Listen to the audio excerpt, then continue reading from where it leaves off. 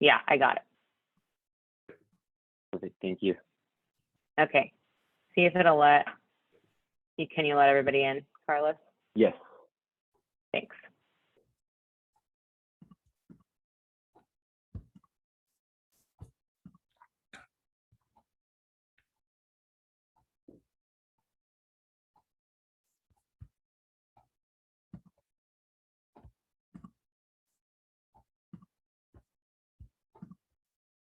Hey, good afternoon, everyone, and thank you for joining the fifth session in our age-friendly geriatric education Tele-ECHO series on chronic disease in older adults. This series has been organized for you by UCI's Division of Geriatric Medicine and Gerontology and our Geriatric Workforce Enhancement Program. Thanks for joining us today. This is the structure of our ECHO sessions, and we're going to get started with just our welcome and introductions and announcements, followed by our 40-minute didactic presentation. And today's topic is going to be focusing on heart failure in older adults. We'll then move on into our case presentation with collaborative discussion, followed by closing and reminders. To make this session run smoothly, you have been muted upon entry, so if you do wish to speak at any time, feel free to unmute yourself to introduce yourself with your name and location prior to speaking, and maintain confidentiality when speaking about your clients by refraining from including any kind of identifying information. As you all know, we are CME accredited, and our main objective is to educate community and rural healthcare providers in age-friendly geriatric patient care, treatment, and management, and to expand access to geriatric specialty care throughout California and beyond. And our target audience is you all and anyone with an interest in the care of older adults. Today's session is accredited for 1 CME credit. And if you do attend all sessions in this series, you will receive a total of 6 CME credits. Certificates will be sent out by our CME office at the end of the series, and it will outline the number of hours you have attended this series. Let's see, this is a grant disclosure. Our series is a part of our HRSA Geriatric Workforce Enhancement Grant at UCI. And so this information or content and conclusions are those of the author and should not be construed as the official position or policy of HRSA, HHS, or the US government. As we do in all of our sessions, let's move on into our introductions. And if you are on the line, we do have quite a few people on the line, please go ahead and introduce yourself via the chat function. And we would love to see where you guys are joining us from. Please include your name, role, site, and location in the chat, please. And we'll go ahead and have our hub team introduce themselves. I'll get us started. My name is Nika Seville, and I'm the project manager for our Geriatric Workforce Enhancement Program at UCI Health, and we're located in Orange County, California.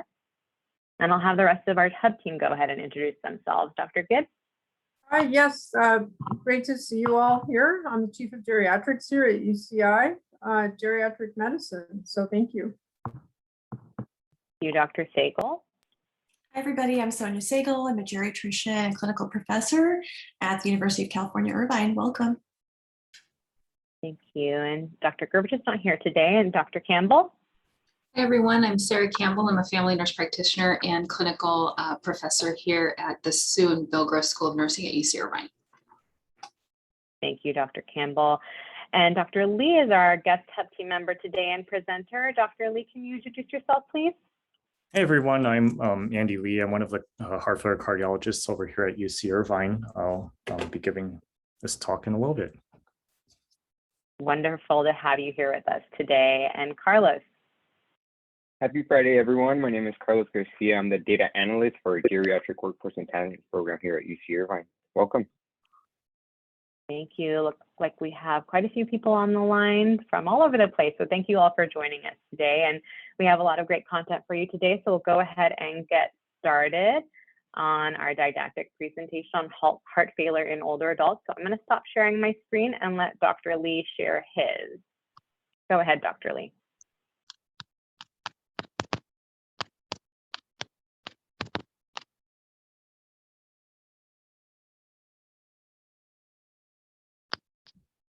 All right, can everyone see my screen? We can, yes. How about now? Yeah, we can see it. All right, perfect. So we're in a slideshow presentation mode now. So hi, everyone. Good afternoon now. My name is Andy Lee. I'm one of the heart failure cardiologists here at UC Irvine. Just briefly about me, I started here a little less than a year ago, so in about September of 2020. Originally from Dallas, Texas.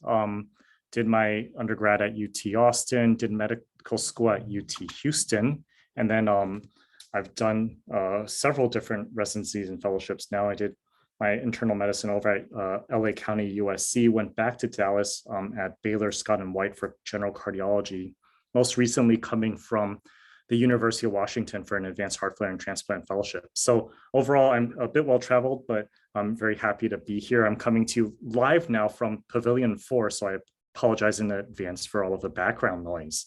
Today, we're talking about heart failure in older adults. So thank you for the invitation to talk about this. I had a fun time putting this together and learn a little bit as well. So first off, no disclosures to report.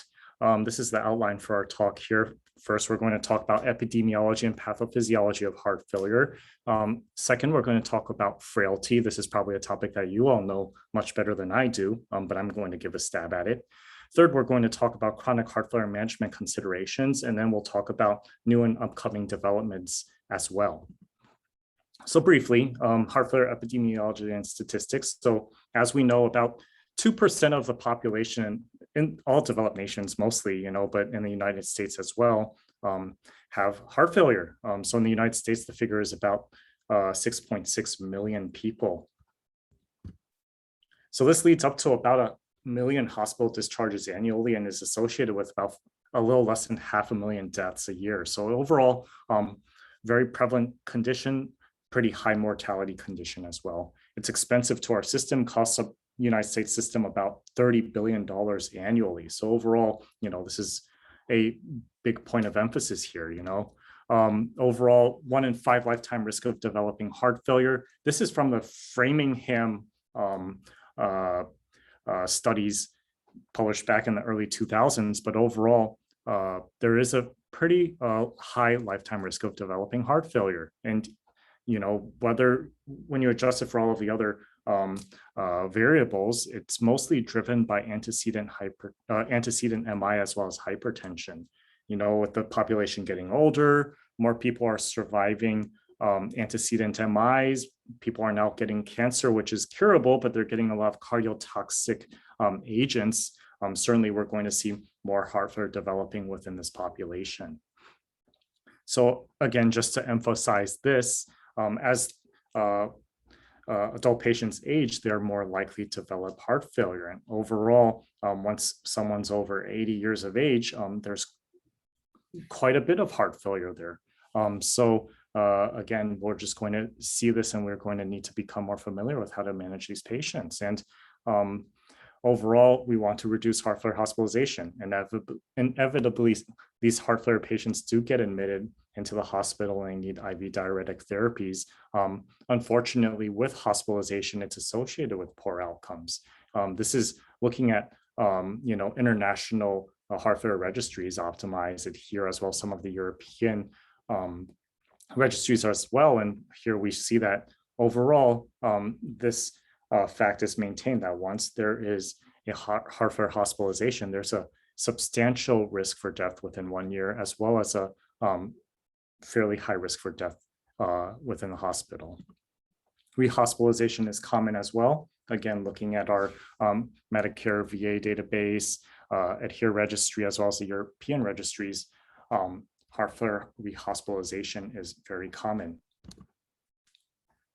And it's associated with poor outcomes like we talk about, right? This is kind of the palliative care illustration for the heart failure trajectory here, where you see at time point 1, a patient who has chronic heart failure, something just tips them over completely. They end up admitted to the hospital. Once they're admitted to hospital, we give them IV medications, IV diuresis, get them on great medical therapy. Their functional status improves. They're almost back to their normal baseline. But after an unspecified amount of time, they may have another insult, whether it's ventricular arrhythmia or medication non-adherence or progression of disease, something is inevitably going to put them back in the hospital, worsen their functional status. We get them back in the hospital, improvement, and overall, it's sort of a downward spiral from there, where their end of life is repeat hospitalizations and then ultimately death. If there is heart failure transplant, if they're young enough, if they have, great social system, and if, quite frankly, if they're lucky, they can get an LVAD or a heart transplant, and that sort of resets the clock. But that is few and far between for most patients. So let's talk a little bit about heart failure phenotypes. I don't want to harp on this stuff too much, but I at least want to get everyone familiar with the lingo that we use nowadays. So, we used to say systolic heart failure, diastolic heart failure. However, a lot of this is predicated based off of the ejection fraction, and there's sort of this gray zone in ejection fraction that we will see. But overall, we've kind of came up with a new classification system for heart failure. There's HFrEF, so heart failure with reduced ejection fraction. There's HFpEF, which is heart failure with preserved ejection fraction. HFrEF is, they're both about like 50-50, so HFpEF is about as common as HFrEF. HFpEF tends to be more of like the postmenopausal woman, obese, although certainly we see that in the elderly population as well. HFrEF, it's more likely to be due to a genetic cause if they're younger, or just due to antecedent myocardial infarction if they're older and they just end up having ischemic cardiomyopathy. That being said, there's this gray zone here, like you can see that there's clearly a gap, 40% to 50%. What exactly do you call these patients? Nowadays, we actually have this sort of a cascade in terms of, okay, ejection fraction is severely decreased, it's moderately or mid-range decreased, it's somewhat in that middle, is completely normal. So again, heart failure HFrEF less than 40%. Now HFmrEF, so that's supposed to be mid-range ejection fraction, anywhere between 40 to 60%. And then normal ejection fraction is considered to be greater than 60%.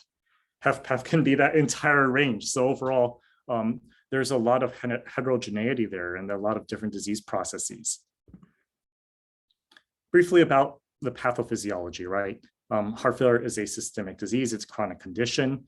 Certainly, the heart is the etiology sometimes, but not always. And then you have other multi-organ involvement. You have the CNS that's involved. You have the kidneys involved. You have the vascular system involved as well. And for the most part, I view it as with a weak heart, there's upregulation of the sympathetic nervous system. The kidneys get a bit angry. They start releasing renin, angiotensin, aldosterone. So you have the activation of both the RAS system and then the natriuretic system as well. So overall, it's a systemic disease. And we kind of know that with these different targets, we can try to modulate it by guideline-directed medical therapy, block the adrenaline with beta blockers, try to improve the RAS activation with ACE inhibitors and angiotensin receptor blockers and mineralocorticoid receptor antagonists and the new stuff too. So overall, we're getting pretty good at treating HFrEF. Now, HFpEF, on the other hand, this is a huge challenge. It's as you saw, very wide range in terms of ejection fraction, very heterogeneous population. There's the classic HFpEF people. There's the ones that are, it's not really sure if this is a renal condition. Is it just a obesity and they're just too fat to breathe kind of condition? Is it a completely different disease process altogether? You may have heard of cardiac amyloidosis, which is more of a senile disease, although it's certainly also due to mutations within the transthyretin gene, which is for prealbumin, where they have this irregular transthyretin, and it sort of clumps together and crystallizes and deposits all over the body, and it causes a restrictive cardiomyopathy. It causes HFpEF, but then it's actually a treatable disease. There's new medications out there for this, and now we have a incredible amyloidosis clinic here that we can see these patients. But in the end, it's a very heterogeneous condition. All of these different components can certainly contribute, or worsen the condition. And that being said, you have to kind of treat each of these individual conditions. And treat the disease process, treat for symptom improvement, but overall, there has not been very much that has been proven to be beneficial for HFpEF yet. And this is just sort of from one of the translational journals within the cardiology spectrum, but overall, when you're studying HFpEF, how exactly do you study this condition in terms of animal models, right? Like you have aging, you have AFib, you have obesity, diabetes, hypertension, all of these different like medical comorbidities that can certainly manifest as HFpEF. So you can see the little mouse, it's looking at the funny mirror, and it just doesn't really know what it's supposed to be in order to be studied for the translational side of things. So let's talk a little bit about frailty. Overall, I know that you guys understand this condition, see it a lot more than I do, but I think talking about it from the cardiology perspective does kind of bring things into light as well, because we see a lot of frail patients when we talk about chronic heart failure. So like, I mean, I see this all the time, all these 50-year-old, 60-year-old patients, and they're acting like they're 80 years old, and it's because they're so frail from their heart failure. So overall, I kind of just wanted to talk about this a little bit. So historically, frail comes from this French word of low resistance. Historically, we used to think of it as disability, comorbidity, elderly, advanced old age, right? But nowadays, what we've found is that it's more of a complex syndrome. It's very heterogeneous, like all the different frail patients might be a little bit different. It's pretty volatile. Sometimes they're better, sometimes they're worse, and then homeostenosis, I thought was a really fun word. Like we talk about stenosis all the time in the cardiology universe in terms of aortic stenosis and coronary artery stenosis, but homeostenosis, right? Like pretty much there's homeostasis, but then when that homeostasis gets a little too tight to be comfortable, it's homeostenosis. They're just not able to adapt to change as well. There's a formal definition here, biologic syndrome of decreased reserve resistance to stressors resulting from cumulative declines across multiple physiologic systems and causing vulnerability to adverse outcomes. So overall, we do see this quite a bit. And it's like our whole point is frailty become disability, right? Like we have our heart failure patients, so chronic disease patients in the dotted blue line here, normal quote unquote patients in the red line. Certainly once you have chronic disease, you have accelerated aging, and with accelerated aging comes frailty and then eventually disability. And there's this little part of a point of time where we can intervene on the patients to prevent future permanent disability. But where do you catch them, and at what point do you identify that point? So this is something you all are always very seeing out in your clinic, and you've talked about quite a bit. It's the Fried cycle for frailty.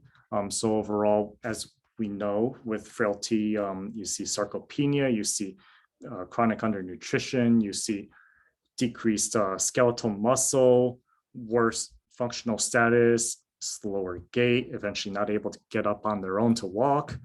So overall, this cycle is very concerning. And when we identify it in a heart failure patient, like, hey, we got to act on it. This is probably a cardiac frailty condition. And if we treat the heart failure, maybe the frailty will get better, right? Or if it's just due to natural aging, well, got to intervene on that, prevent the future permanent disability. So overall, this is the cycle that's been well described by Dr. Fried, and we see very commonly. There's also the more of a biologic, systems-based component to frailty as well, where you have these patients that may be more susceptible, less susceptible, and with frailty comes oxidative stress and cell senescence, maybe some inflammation activation as well, and all of that just kind of drives this syndrome of sarcopenia and systemic inflammation leading to frailty phenotype. So with frailty, as you know, there's all these different frailty indexes now, and some of which are very popular in terms of literature and trying to really define frailty. So you can see there, forest green color is the most widely cited frailty score, which is the Fried criteria. But then up and coming here too, I think dark purple over there, the cumulative deficit frailty index. And there's all these other ones that are probably a mix, right? A mix between deep phenotyping or clinical performance or whatever else you can call hand grip, right? So overall, there's a lot of different frailty scores, and one versus another may be very different in terms of how you collect that data. So everyone gets a frailty score, right? Like in the end, you can study frailty and you can come up with a completely different novel way of researching it, and then you get frailty score too. So overall, just briefly about cardiac cachexia with increasing frailty, systemic inflammation, in our case, progressive heart failure, patients may get cachexic, but some of it's thought that it's just due to chronic fluid overload, and they have abdominal distension and mesenteric congestion, liver capsule gets very swollen up, and they just get this anorexia syndrome. But some of it might just be more of a systemic inflammation picture as well. Regardless, we need to be aware of this, right? Because once these patients have cardiac cachexia, chronic heart failure patients, really need to pay attention to them because they have very poor prognosis overall, and at some point they may progress into permanent disability.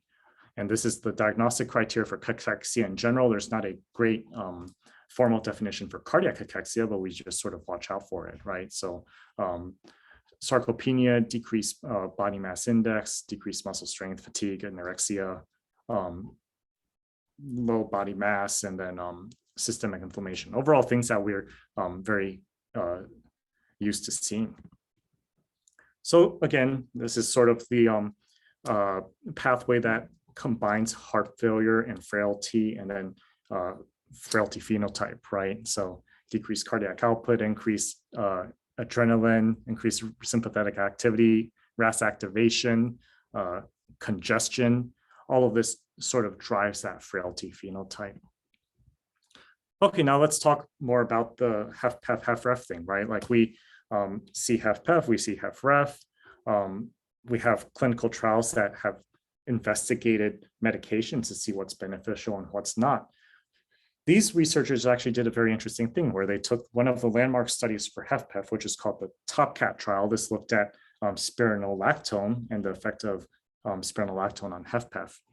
But rather than looking at the outcomes from the medications themselves, what instead they did is they took all of that data, they ran all of those patient comorbidities through the cumulative deficit frailty index. What did they find? They found that 94% of the patients enrolled in this trial were defined as frail for a frailty index of more than 0.2 or 20%.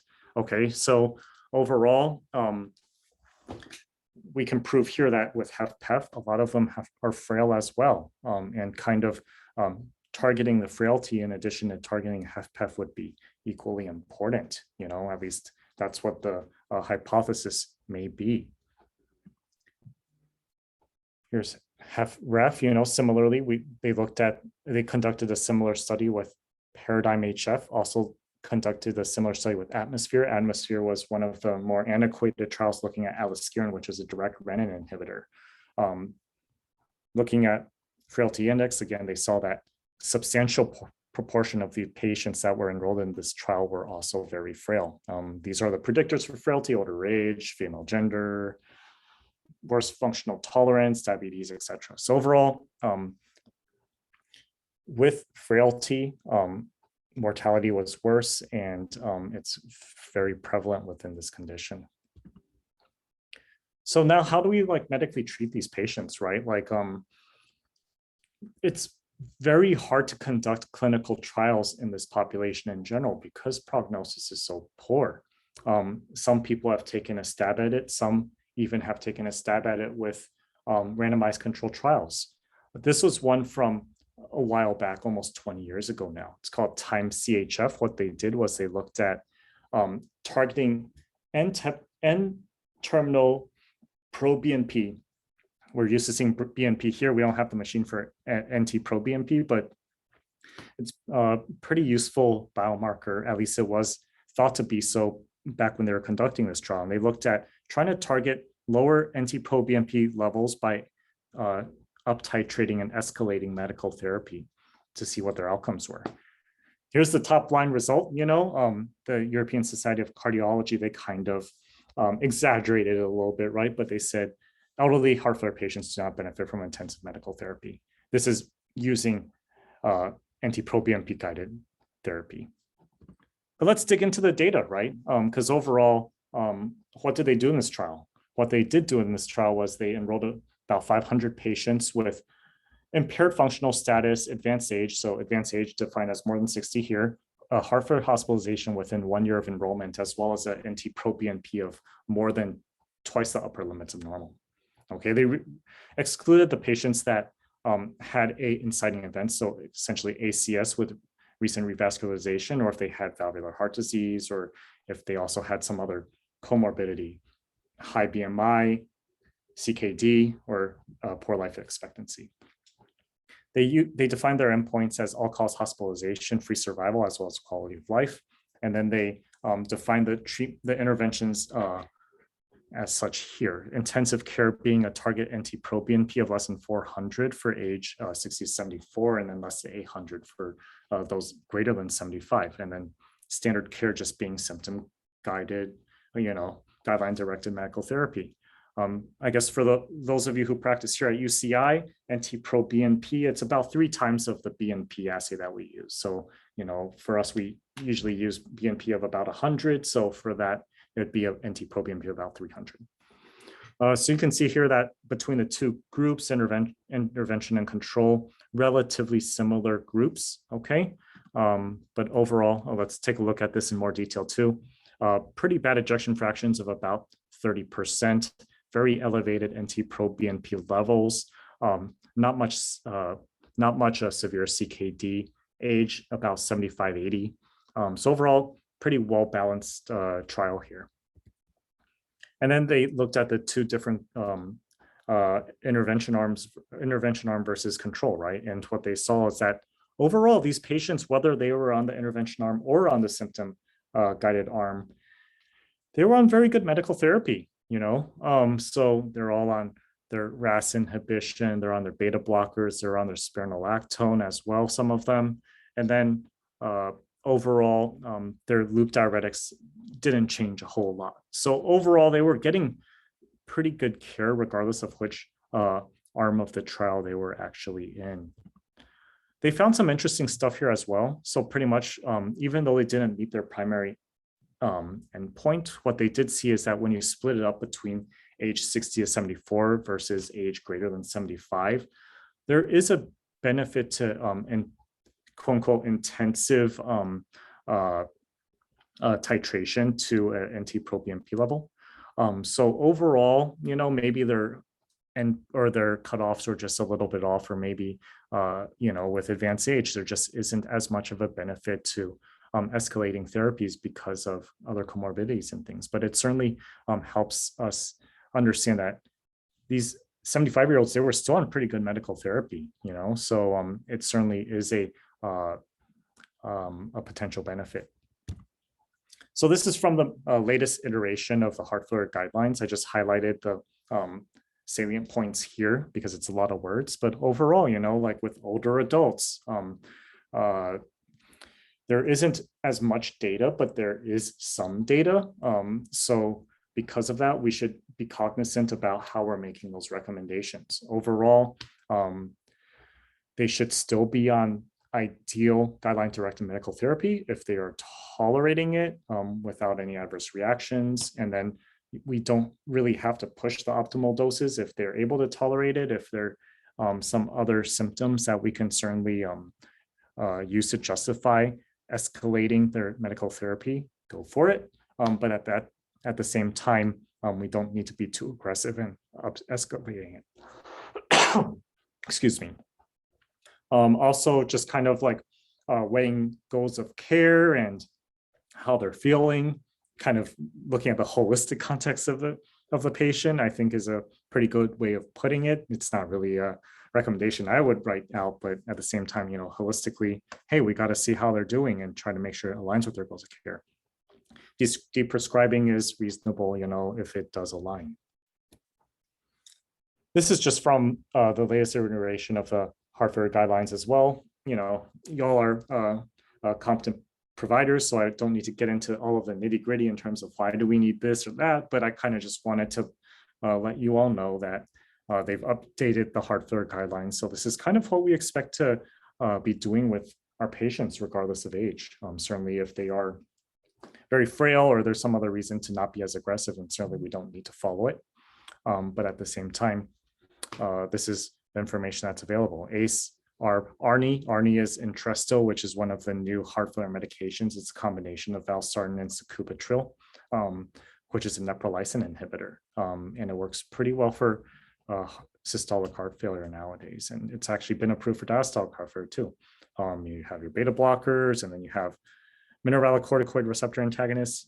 You have our new favorite medicine, SGLT2 inhibitors, so Jardiance or Farxiga. You have isosorbide and hydralazine for the African-American patients. You have ivabradine, which is, I'd say, pretty rarely used, and then diuretics, of course. Iron infusion therapy. So overall, like, let's get into like some of the new up and coming and developmental interventions. IV iron is kind of interesting for our heart failure patients. What they found is that by looking at chronic HFrEF patients, they've had some quality of life improvement. What they've recently discovered actually is that in hospitalized heart failure patients, there's actually a benefit to giving IV iron. And you can see this here. Primary outcome is the composite score of heart failure hospitalizations, cardiovascular death. And there's benefit in both of those groups in giving IV iron. And the AFFIRM-HF trial actually showed this benefit. This was studying ferric carboxymaltose, which is a very expensive IV iron formulation. I think their parent company is the one that sponsored the trial. So of course, there are cheaper options, IV iron sucrose. Briefly, this is thought to be more of a benefit in terms of looking at hemoglobin and myoglobin. So oral iron hasn't been shown to have the same benefit, but IV iron does. And it's just thought again to be due to myocardial energetics. Exercise and rehabilitation. So this is super important. It's something that we don't talk about enough. We're all like pill pushers and stuff, but at the same time, like, we're all pill pushers and we're looking at overall mortality and heart failure hospitalization. But how about more holistic endpoints or more important endpoints in terms of quality of life? So REHAB-HF, this was a recent trial that was just presented at the American College of Cardiology a few months ago, and it looked at patients that were elderly with recent heart failure hospitalization, and they randomized those patients to either cardiac rehab versus standard of care. Cardiac rehab is essentially like monitored prescribed exercise, where we put them on EKG and we just kind of monitor their blood pressure while they exercise. So overall, what they showed was that if you give them prescribed exercise, they have improved physical performance in battery testing. They have improved 6-minute walk testing, improved gait speed, and improved KCCQ, so Kansas City cardiomyopathy questionnaire as well. And this is just after 12 weeks, so about 3 months. So they looked at heart failure hospitalization mortality as well. No significant change, but this is only after 3 months, and they still showed substantial symptomatic benefit just from cardiac rehab. So this is something that we should probably be recommending to our patients more and more. The way I generally say it is that this is just prescription monitored exercise. Like, it's kind of expensive. Not all insurance plans cover it, but it may be beneficial to go once or twice, just kind of understand how do you exercise, what you should be doing, how hard do you need to push yourself. And then after that, kind of let them cut loose and exercise on their own, but it's certainly very beneficial. There's device therapies as well. I don't want to get into go off the deep end talking about device therapies, but just wanted to familiarize those of you who are not used to seeing these things, both new and old, in elderly patients. So first of all, implantable defibrillator as well as resynchronization therapy.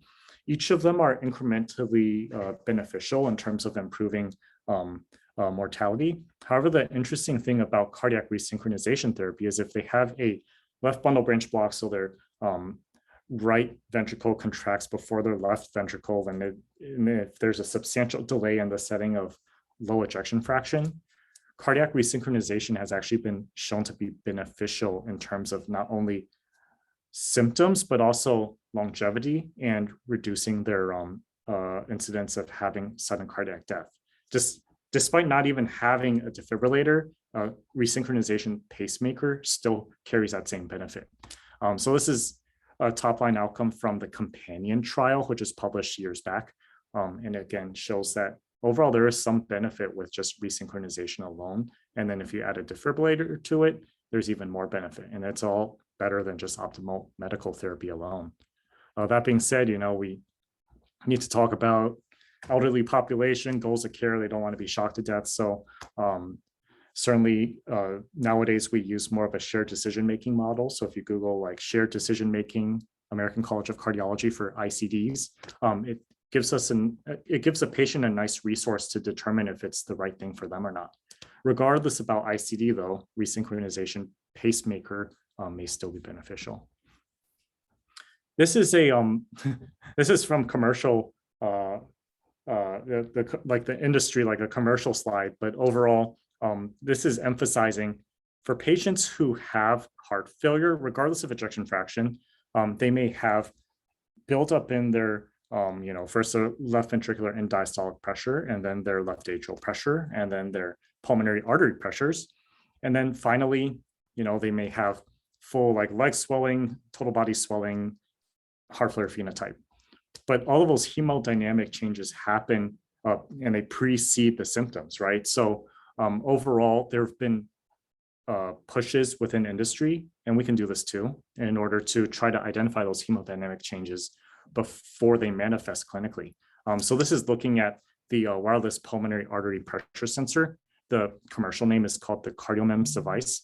It's a small micro electrical mechanical system that's implanted into the pulmonary artery. And it's able to measure the pulmonary artery pressure, so we can actually detect if there is an elevation in pulmonary artery pressures before they become symptomatic. And that's done by this little MEMS device. And then the top right just shows what the device looks like as far as the interrogator. It uses radio frequency fields in order to measure the pressure. So there's no batteries or anything. It's all wireless. And then at home, they actually sleep on a pillow that has that same interrogator device, so that then it uploads onto our website and we can see what their pulmonary pressures are. And if they have elevated pressures, we can give them a call, say, hey, your MEMS pressures look a little high. How are you feeling? Oh, you're feeling okay. Well, you should probably take a little more diuretic in order to get that pressure down before you start feeling poorly. So overall, it gives us a nice little snapshot in time in terms of what are their pressures doing in their heart and in their lungs before they manifest, and hopefully keep them out of the hospital that way. Obviously, this takes a bit of finesse, a bit of a tech savviness to use. Obviously, they need to have the resources to do this. They have to have internet at home. They have to have a phone in order to talk to us. So certainly there's a benefit for patients who have recurrent volume overload and we can't keep them out of the hospital. Again, regardless of ejection fraction. Cardiac contractility modulation. This is kind of an interesting thing. I don't want to get into the specifics too much, but it is a relatively up and coming technique for patients that have low ejection fraction, that do not qualify for a defibrillator, that do not qualify for resynchronization either. And what they can do instead is they can do a pacemaker that is supposed to modulate the contractility. This is kind of like something from back in maybe like general biology in college, like during those pre-med or preclinical years, where pretty much you have that frog muscle and you're stretching it out different ways, and then you're trying to induce contractility to see where does it contract the most, right? So you can actually modulate contractility by pacing during diastole, and then it's thought to increase the amount of calcium buildup within the myocardium, cardiomyocytes, and then cause a stronger contraction. So it's something that we can certainly look into doing, for a patient that meets the criteria and they really want to feel benefit in terms of their symptoms. But certainly it's still up and coming. This is up and coming too. This is called the barrel stim. Pretty much it does the same thing, but it's actually pacing the baroreceptor of the carotid sinus, and that's supposed to induce more of a parasympathetic activity. So like we talked about before, the heart failure syndrome, it's RAS activation, but it's also sympathetic activation and circulating adrenaline and catecholamines. So by blocking all of that adrenaline with beta blockers, we can get them feeling better long-term, but sometimes they're intolerant to beta blockers. They have bradycardia, they just have like the severe depression or low blood pressures, things like that. So instead of the medical treatment, we can do this device treatment by pacing the baroreceptor. And again, it's supposed to be beneficial in terms of improving their outcomes and their symptoms, but at the same time, it's still relatively new to the market. So it requires a cardiac surgeon and it requires an electrophysiologist too. Sounds like a decent idea, but we're still working out the kinks on this. So in conclusion, heart failure becomes more prevalent with increasing age. It'll require more attention from care providers. So we're increasingly seeing this more. We're going to get much better at managing it with all of the reps that we're getting. Frailty and sarcopenia, they may be attributed to both aging and heart failure. And we should recognize those shared risk factors in order to determine the optimal management for those patients. Medical therapy is the standard of care regardless of age, and then device therapies may be beneficial for select patients. Great, so that's all I have for you all. Let me quit my share screen. Thank you so much, Dr. Lee. We just have maybe like 2 or 3 minutes for questions. I know we already have one in the chat from Ji-yoon. She said, thank you for a great lecture. I wasn't aware of Entresto being approved by diastolic HF. Could you clarify further? Also, we are fortunate at UCI to have less of a cost issue and medication access among our patients, but ACEI versus Entresto, what are the benefits of ANRI? Please, thank you. Sorry, it's in the chat if you want to read it. Oh yeah, I'm going to read it. Oh yeah, what's the benefit? So it's a controversial topic, I'm not going to lie. We have some providers that are really pushing Entresto and the HFpEF patients nowadays. But I think we kind of really need to tease out exactly where the benefit is. So the most recent trial that they presented is called Paragon HF, Paragon. So feel free to look at the trial itself and read it because it kind of depends. It's in the eyes of the beholder, right? But what it showed was that there was a non-significant decrease in hospitalization in a composite endpoint of hospitalizations and all-cause mortality with Entresto and HFpEF patients, and they defined HFpEF as ejection fraction greater than 40%. So it did not meet its primary endpoint. But when you look at the subgroup analyses, it did show more benefit in patients that had a mid-range ejection fraction. So an ejection fraction between about 40% to 55%. And then in women, there seemed to be more benefit in using Entresto for those patients. You know, with echo, it's not super accurate in terms of measuring ejection fraction. So certainly like plus or minus 10% is within that, realm of error. So maybe we're actually just treating HFrEF. On the flip side, maybe they do have a true HFpEF that is benefiting from Entresto. It's very hard to tease this out quite yet. What do I like to do in clinical practice? I like to, try to first identify why do they have heart failure and preserved ejection fraction. It's a very heterogeneous condition. A lot of them have CKD. A lot of them have extreme obesity. Some of them may have amyloid, which is a completely different disease process altogether.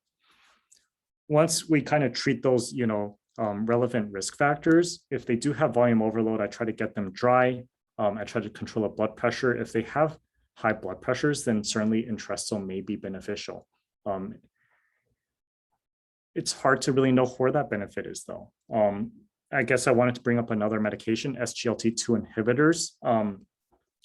Hasn't been fully released yet, but what they have shown is that SGLT2 inhibitors may be beneficial regardless of ejection fraction. So HFrEF and HFpEF, there seems to be a survival benefit there.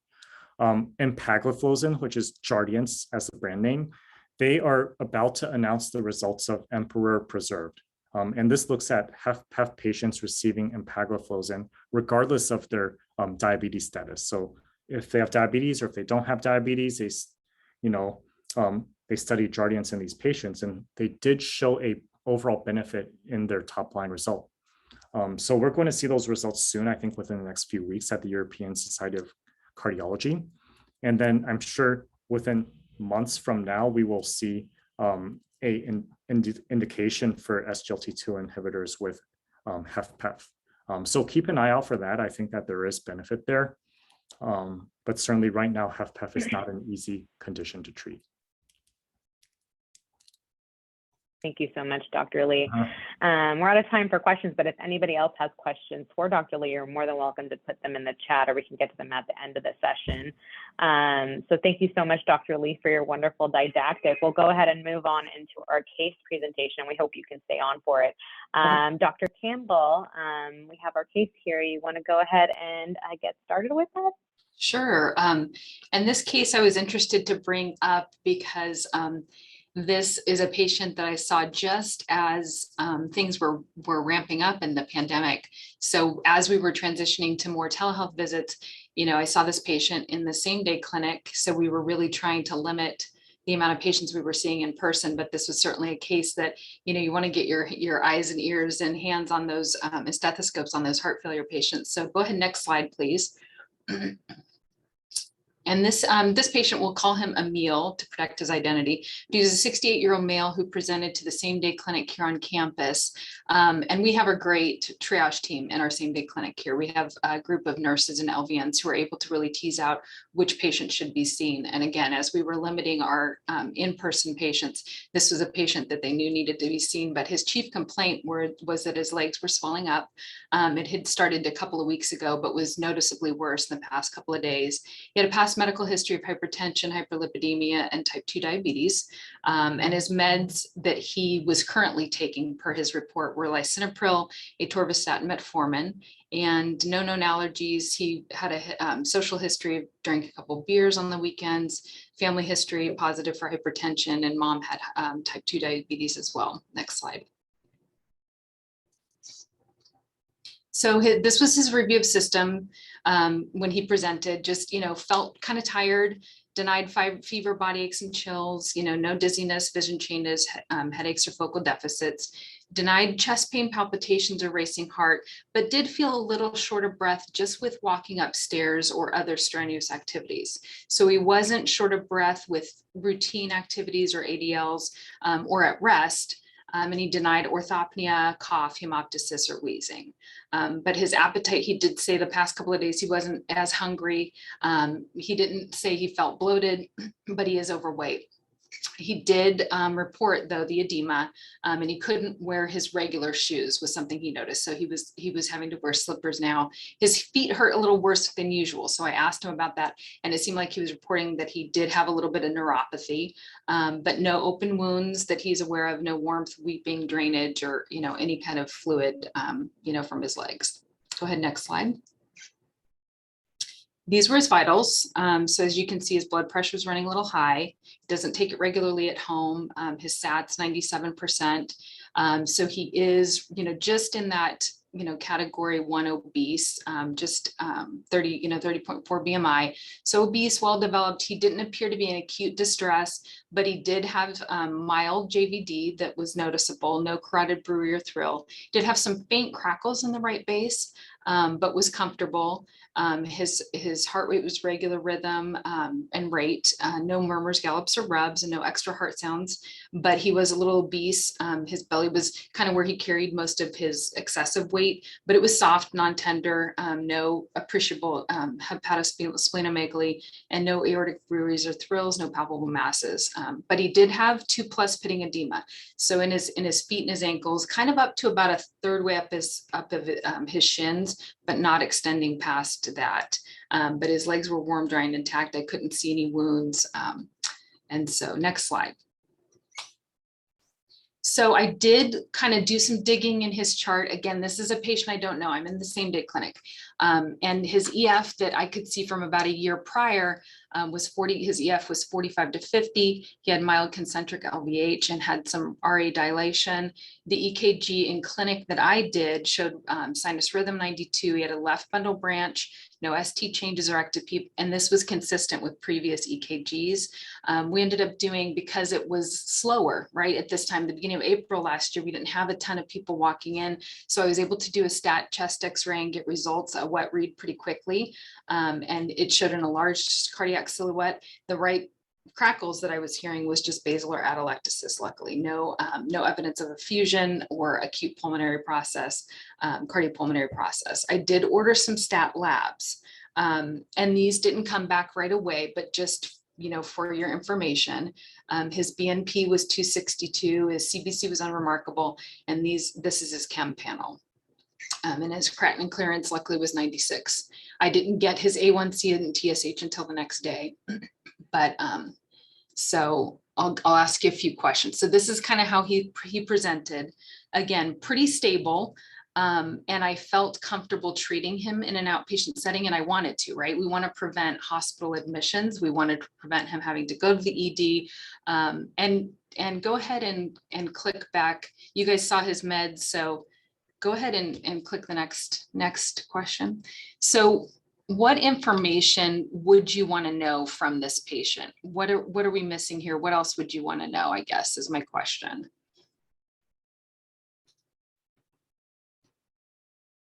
And that's for everyone on the line. Yeah. Feel free to unmute yourself or type it in the chat. I want to hear from you all.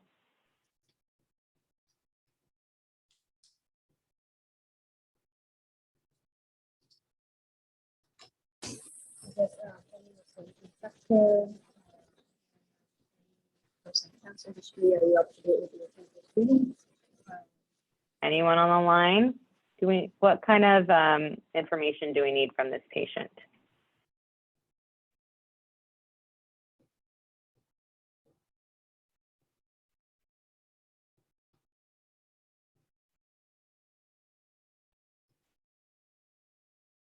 So I needed to do some more digging, right? I needed to find out what's been going on in his life. What are his comorbidities, right? So he had diabetes, he had hypertension. Yes. So Carrie, any changes in his diet? What's been going on at home lately? What's his activity? What's he been doing? And that's exactly what I kind of had to figure out. I realized kind of by looking, any infectious symptoms? Yeah, no, his review of systems was negative for any infectious symptoms, but really I had to figure out what's been going on. And his ADLs weren't affected. He was not short of breath with ADLs. But what I found out was that he had been home alone because his wife had left a couple weeks prior to go out of town to take care of her family. His wife is the main chef of the house, the main cook, prepares his meals, helps him with keeping his his diabetic diet, low sodium diet in check. So he'd had his brother over. They'd been ordering a lot of takeout. He'd been doing a lot more frozen meals. He'd been not using his salt shaker, but he didn't equate the frozen meals with sodium, as many of our heart failure patients tend to do, right? They think, well, I'm not using the salt shaker. He didn't really know a lot about even, looking at food labels, reading nutrition labels, wasn't really doing any cooking at all because his wife is the main cook. So she had been out of town taking care of a family member in a different town. And this is what he'd been doing. So it was kind of this slow buildup.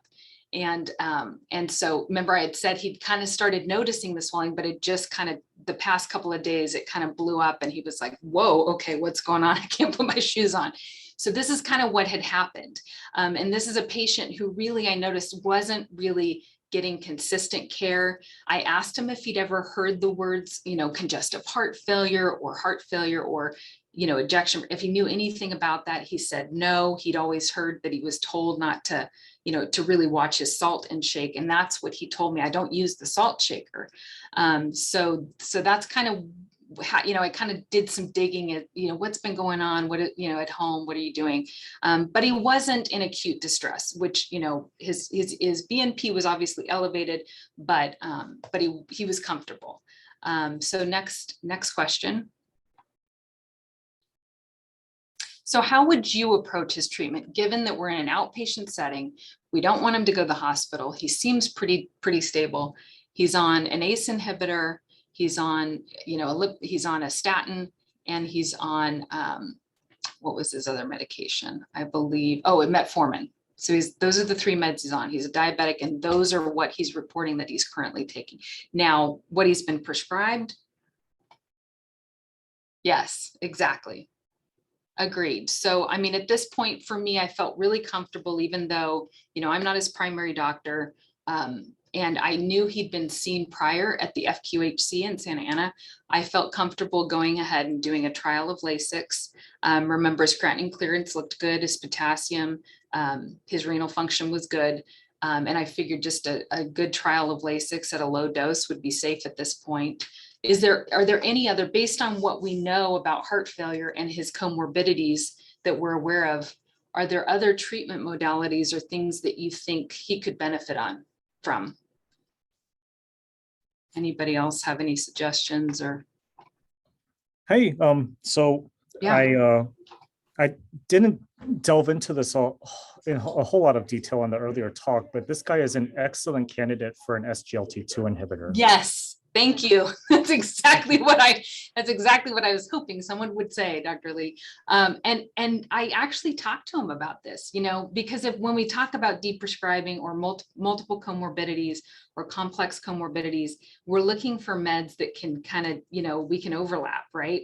And so we actually talked to him, and I even looked into his insurance and was kind of thinking this. Now, because I'm not his primary and I'm not his cardiologist, I'm not his endocrinologist, I wouldn't start that as a same day clinician, but I spoke to him about some of the new medications and I said, listen, you've got diabetes, again, this echo was from a year ago. I don't know what his EF is now, but it doesn't matter. This is a medication. I think, that I actually had the conversation with him.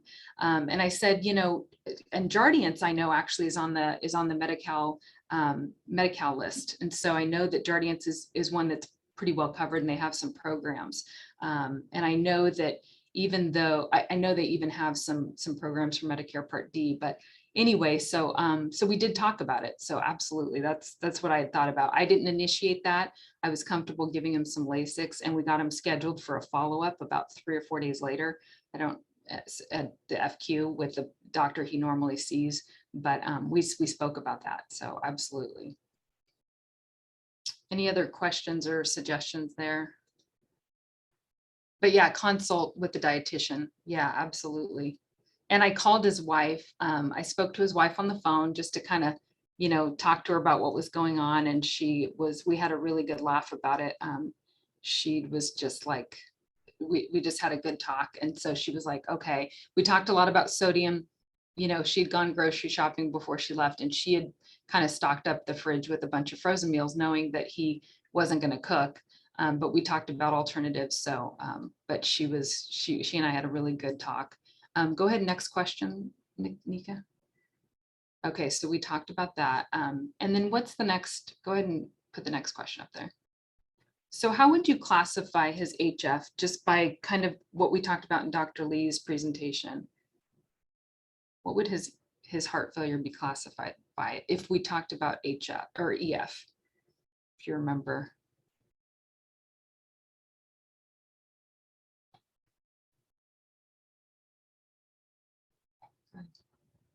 And then do you guys remember the do you know the ACC-AHA stages or the NYHA classes? Do you guys remember those? I know there's 2 different types. So we can also classify by stage. The American College of Cardiology and American Heart Association has stages. If you want to pull up the next slide, Nika. Yeah, class 2, exactly. And exactly. So class 2, when we look at New York Heart Association classes, we can look at the fact that he's got mild symptoms with occasional swelling. He had never had this kind of swelling before. So this isn't a patient that was symptomatic and had multiple, episodes of symptoms, but he was somewhat limited in ability to exercise or do, he was starting to have difficulty walking up the stairs, but regular symptoms, regular activity and no symptoms at rest. So NYHA class 2, if you're looking at the ACC-AHA stages, which one would you say he falls into when you're looking here? See in the chat. So it'd be stage A, B, C. as he is presenting today.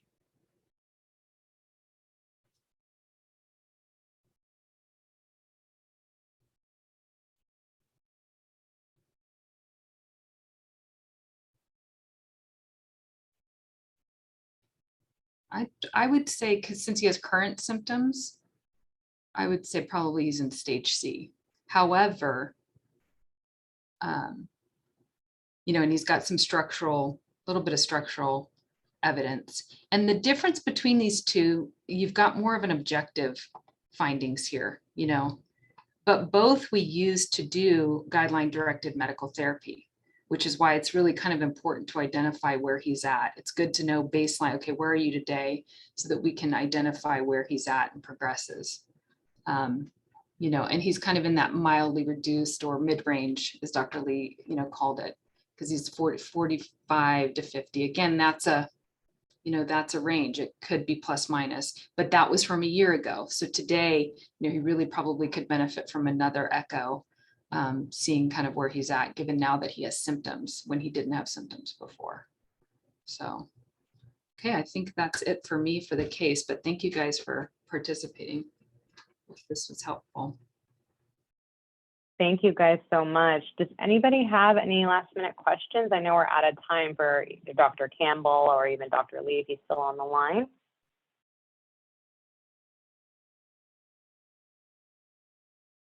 Okay, thank you. So just a reminder, if you do want to receive CMEs, please make sure you fill out the form at the following link, and these slides will be sent to you. And we also always appreciate your evaluations for our continuous quality improvement.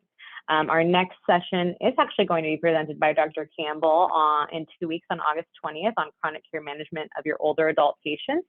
So we hope that you will be attending then, and we'll send reminders as well to you all. Again, thank you to Dr. Lee and Dr. Campbell for today's session, and we hope to see you in 2 weeks. Have a wonderful weekend. Thank you, everyone. Thank you. Thank you.